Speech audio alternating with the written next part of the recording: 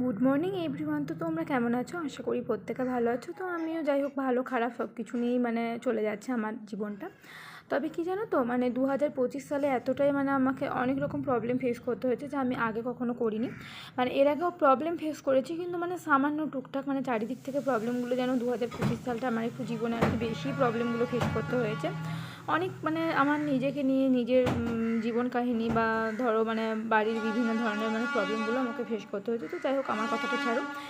তো যাই হোক সকালে উঠতে অনেকটাই লেট হয়ে গেছিলো। তারপরে বিছানাটা গুটিয়ে নিয়ে স্নান করে পুজো করে খাওয়া দাওয়া করে নিয়েছিলাম। তারপরে আমি পড়তে বসে গিয়েছিলাম ওই 11টা সাড়ে 11টা 12টার দিক থেকে পড়তে বসে।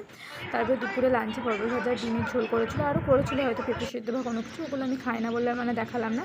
আর ওরকমভাবে ডিমটা আমি সিদ্ধ খেতেই পছন্দ করি, তাই আর কি ঝোলের ডিমটা দিই নিয়ে তারপরে বাজে স্টেশন ঘুরতে গিয়েছিলাম। আর আসার টাইমে যে কলা নিয়ে এসেছিলাম।